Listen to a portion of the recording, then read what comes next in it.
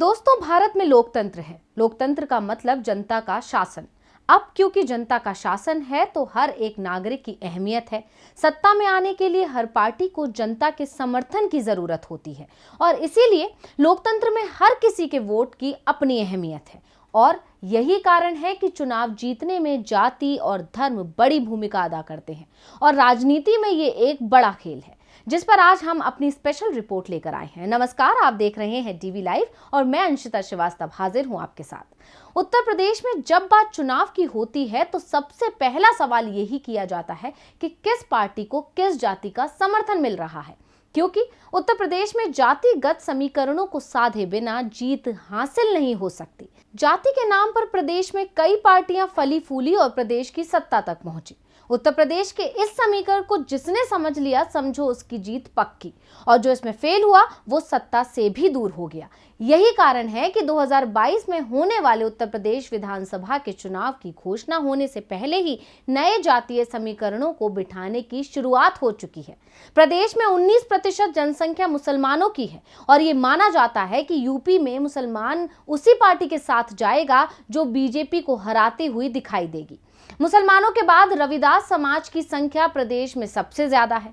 प्रदेश में 21% दलित आबादी में से करीब 12% आबादी रविदास समाज की है और इस वोट पर बीएसपी की मजबूत पकड़ मानी जाती है। और इसके बाद नंबर आता है ब्राह्मण समाज का, लेकिन इस समय ब्राह्मण समाज हर दल से मायूस दिखाई दे रहा है, जबकि सभी पार्टियों की नजरें इस वोट बैंक पर टिकी हुई हैं, क्योंकि यूपी में कहा जाता है कि जिस पार्टी को ब्राह्मणों का समर्थन मिल गया उसकी राह आसान हो जाती है। तो आज हम इसी मुद्दे पर चर्चा करेंगे कि आखिर उत्तर प्रदेश में ब्राह्मण समुदाय का इतना दबदबा क्यों है, और उससे भी बड़ा सवाल है कि इतना दबदबा होने के बावजूद भी किसी भी पार्टी में ब्राह्मणों को उच्च पद क्यों नहीं दिया जाता। उत्तर प्रदेश में अगर ब्राह्मण समुदाय की बात की जाए तो वहां ये हाल है कि ब्राह्मण वोट जिस तरफ जाएगा उस पार्टी के सत्ता में आने की संभावनाएं ज्यादा बढ़ जाती हैं। और यही कारण है कि हर कोई इस समुदाय को अपने पाले में लाने की कोशिश करता है। और यूपी की राजनीति के इतिहास में ऐसा कई बार देखा गया है कि ब्राह्मण वोट जिसके साथ गया है उत्तर प्रदेश में उसकी सरकार बनी है। लेकिन कोई भी पार्टी इस समुदाय को ज्यादा समय तक अपने पाले में नहीं रख पाती, जिसकी मुख्य वजह है पार्टी पहले वोट के लिए वादे कर देती है और बाद में उन वादों को पूरा नहीं करती। अब इतिहास की बात करें तो 1990 तक ब्राह्मण समुदाय का वोट कांग्रेस को जाता रहा। 1990 के राम मंदिर आंदोलन के दौरान ब्राह्मणों ने बीजेपी का दामन थामा, लेकिन 2007 में बीजेपी के कमजोर पड़ने और सपा से बढ़ती नाराजगी के बाद ब्राह्मणों ने बीएसपी की ओर रुख किया। ब्राह्मणों की नाराजगी का फायदा उठाने के लिए मायावती ने पूरे प्रदेश में ब्राह्मण सम्मेलन किए थे। इसका उन्हें फायदा मिला और 1.5 दशक बाद यूपी में कोई पार्टी पूर्ण बहुमत के साथ सत्ता में आई। लेकिन मायावती से भी जल्दी ही ये समुदाय नाराज हो गया, क्योंकि बीएसपी के सत्ता में आने के बाद मायावती ने ब्राह्मण समुदाय से किए वादों को पूरा नहीं किया। तो बीएसपी को हराने के लिए समुदाय का एक हिस्सा 2012 में सपा के साथ चला गया, जिसका फायदा समाजवादी पार्टी को मिला और सपा भी पूर्ण बहुमत की सरकार बनाने में कामयाब हो गई। लेकिन 2014 के लोकसभा चुनावों में ब्राह्मणों का झुकाव एक बार फिर बीजेपी की ओर हो गया। इसके पीछे सबसे बड़ा कारण नरेंद्र मोदी की लोकप्रियता मानी गई। 2019 के लोकसभा चुनाव में भी मोदी फैक्टर और ब्राह्मणों का साथ मिलने से बीजेपी की सरकार सत्ता में आई। दोस्तों, यूपी की राजनीति में ब्राह्मणों का वर्चस्व रहा है। आजादी के बाद से 1979 तक 6 ब्राह्मण मुख्यमंत्री बने। हालांकि 1990 में मंडल आंदोलन के बाद यूपी को कोई ब्राह्मण मुख्यमंत्री नहीं मिला। इसकी सबसे बड़ी वजह यह रही कि यूपी की सियासत पिछड़े, मुस्लिम और दलित पर केंद्रित हो गई। लेकिन 2007 में मायावती ने फिर से ब्राह्मणों पर केंद्रित राजनीति की और इसके बाद सभी दलों ने ब्राह्मणों को रिझाने की कोशिश शुरू की। तो अब तक किस पार्टी में कितने रह चुके हैं ब्राह्मण विधायक, चलिए बताते हैं आपको। प्रदेश के इतिहास पर नजर डालें तो यहाँ अब तक बने 19 मुख्यमंत्रियों में से सबसे अधिक 6 मुख्यमंत्री ब्राह्मण जाति से ही आए और ये सभी कांग्रेस के थे। इसके बाद 4 ठाकुर, 4 पिछड़े, 3 वैश्य, 1 कायस्थ और 1 दलित मुख्यमंत्री बना। अगर कुल कार्यकाल पर नजर डालें तो 23 साल तक प्रदेश की कमान ब्राह्मण मुख्यमंत्री के हाथ में रही। पिछले कुछ विधानसभा चुनावों में ब्राह्मण कार्ड और उम्मीदवारों के जीत के ट्रैक रिकॉर्ड को खंगालें तो बीजेपी के 1993 में 17 विधायक, 1996 के चुनाव में 14, 2002 में 8 विधायक, 2007 में 3 और 2012 में 6 ब्राह्मण विधायक जीतकर विधानसभा पहुंचे। 2017 में भी करीब 44 विधायक ब्राह्मण जाति से चुनकर विधानसभा पहुंचे। सपा की बात करें तो 1993 में 2 विधायक, 1996 में 3, 2002 में 10 विधायक, 2007 में 11 और 2012 में 21 ब्राह्मण चेहरे जीतकर विधानसभा पहुंचे। 2017 में भी सपा ने 10% ब्राह्मणों को टिकट दिया था। कांग्रेस के 1993 में 5 विधायक, 1996 में 4, 2002 में 1, 2007 में 2 और 2012 में 3 ब्राह्मण विधायक जीतकर विधानसभा पहुंचे थे। जबकि 2017 में कांग्रेस ने 15% ब्राह्मण उम्मीदवारों को टिकट दिया था। बीएसपी ने 1993 में एक भी विधायक ब्राह्मण जाति से नहीं था, लेकिन 1996 में 2, 2002 में 4 विधायक। फिर 2007 के चुनावों में बीएसपी ने अपने सियासी फॉर्मूले में ब्राह्मणों को ऐसा फिट किया जिसकी बदौलत उसके 41 विधायक चुनकर आए और 206 सीटों के साथ बीएसपी पूर्ण बहुमत के साथ सत्ता पर काबिज हुई। 1990 के आंदोलन के दौरान ब्राह्मणों ने कांग्रेस का हाथ छोड़ बीजेपी का दामन थामा, जिससे पार्टी सीधे 221 सीट जीतकर सूबे की सत्ता पर काबिज हो गई थी। वहीं 2014 के लोकसभा चुनाव में मोदी फैक्टर और ब्राह्मणों का साथ मिलने से एनडीए ने लोकसभा की प्रदेश से 73 सीट हासिल की थी। इस हिसाब से ये कहना बिल्कुल गलत नहीं होगा कि ब्राह्मण वोटर उत्तर प्रदेश में वोट के हिसाब से एक खास हैसियत रखते हैं और ये जिस तरफ भी मुड़ जाते हैं उस पार्टी की सियासी नैया पार लग जाती है।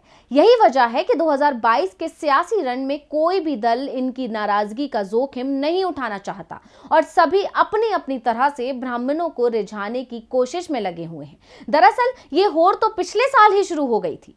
सपा ने लखनऊ में 108 फीट की परशुराम की प्रतिमा लगाने का वादा किया तो जवाब में मायावती ने कहा कि जब प्रदेश में बीएसपी की सरकार आएगी तो ब्राह्मणों के देवता परशुराम की सबसे बड़ी मूर्ति बनवाएगी। यही नहीं, पार्क और अस्पताल के नाम भी परशुराम के नाम पर करने का ऐलान किया था। आखिर इतना क्यों महत्व रखता है ब्राह्मण समुदाय, चलिए बताते हैं आपको। यूपी में ब्राह्मण वोट को इग्नोर नहीं किया जा सकता क्योंकि इन्हें दरकिनार करके कोई भी पार्टी सरकार नहीं बना सकती। सभी दलों के लिए ये सत्ता की चाबी से कम नहीं है। यूपी के जातीय समीकरण की बात की जाए तो करीब 9% ब्राह्मण हैं और करीब 1 दर्जन जिलों में इनकी आबादी 20% से ज्यादा है। वाराणसी, चंदौली, महाराजगंज, गोरखपुर, देवरिया, जौनपुर, बस्ती, संत कबीर नगर, अमेठी, बलरामपुर, कानपुर, प्रयागराज में ब्राह्मण मतदाता 15% से ज्यादा हैं। यहाँ किसी भी उम्मीदवार की हार या जीत में ब्राह्मण वोटर्स का रोल अहम होता है और अब जैसे जैसे चुनाव नजदीक आ रहा है तो सियासी दलों ने अपने फॉर्मूले पर काम करना शुरू कर दिया है। साफ है कि इस बार भी सारे दल ब्राह्मणों को अपने पाले में करने की जुगत भिड़ाएंगे।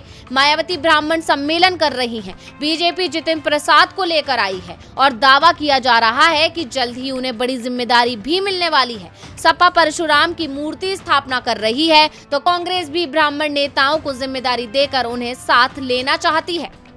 अब ये तो साफ हो गया कि हर पार्टी ब्राह्मण वोट को अपनी तरफ आकर्षित करने के लिए हर संभव कोशिश में लगी हुई है, लेकिन ब्राह्मण किस ओर जाएगा ये पता लगाना थोड़ा मुश्किल है। लेकिन ब्राह्मण समुदाय इस वक्त बीजेपी से तो बहुत ज्यादा खफा नजर आ रहा है, जिसको देखते हुए ये कहा जा सकता है कि अगर बीजेपी ने इस समुदाय को खुश नहीं किया तो उनके लिए मुश्किलें पैदा हो सकती हैं, क्योंकि बसपा बीजेपी से ब्राह्मणों की नाराजगी का फायदा उठाने की फिराक में है। तो आखिर बीजेपी से क्यों नाराज है ब्राह्मण समुदाय, चलिए बताते हैं। ब्राह्मणों ने जिस भी पार्टी का समर्थन किया वो मजबूत हुई, लेकिन ब्राह्मणों को सिर्फ वोट के लिए इस्तेमाल किया जाता रहा, जिससे ब्राह्मण समुदाय के लोग अक्सर नाराज होकर एक पार्टी का साथ छोड़ दूसरी में जाते रहे। उसी तरह विपक्ष ने ब्राह्मणों को लेकर बीजेपी सरकार के खिलाफ माहौल बनाना शुरू कर दिया है। ब्राह्मणों पर दर्ज SC/ST मुकदमे, अफसरों की नियुक्ति, ट्रांसफर, पोस्टिंग में ब्राह्मणों से भेदभाव का आरोप लगा। इसके अलावा यूपी मंत्रिमंडल में संख्या के लिहाज से ब्राह्मणों की कम भागीदारी को भी ब्राह्मणों की नाराजगी से जोड़ा गया। बीजेपी ने इसके काट के लिए ब्राह्मणों की उपेक्षा को लेकर मोर्चा बनाने वाले कांग्रेस के जितिन प्रसाद को अपने पाले में लाकर डैमेज कंट्रोल की कोशिश की है। लेकिन इस बार के केंद्रीय मंत्रिमंडल के विस्तार में बीजेपी ने ओबीसी और SC पर ही फोकस किया और यूपी से ब्राह्मण चेहरे के नाम पर सिर्फ एक अजय मिश्र को मंत्रिमंडल में जगह दी गई और अब बीएसपी का टारगेट इस वर्ग को अपने पाले में लाने का है कि 2007 में समाजवादी से ब्राह्मणों की नाराजगी का फायदा बीएसपी एसपी को मिला और उसने हाथी को सत्ता तक पहुंचा दिया। तो बसपा को लगता है कि 2007 वाला एजेंडा इस बार भी बसपा को कुर्सी तक पहुंचा देगा। इसके अलावा कांग्रेस के आचार्य प्रमोद कृष्णम ने यूपी में ब्राह्मणों पर अत्याचार का आरोप लगाकर 2022 में ब्राह्मण मुख्यमंत्री की मांग भी उठा दी और जेडीयू के केसी त्यागी ने भी परशुराम पर सुर में सुर मिलाए हैं।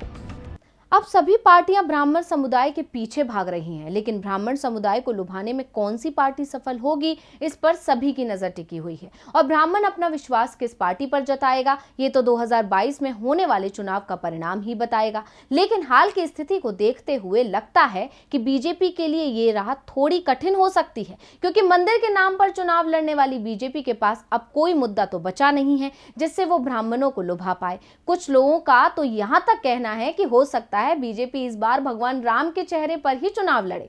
तो इसी के साथ मुझे दीजिए इजाजत, फिर हाजिर होंगे एक और स्पेशल रिपोर्ट के साथ। नमस्कार।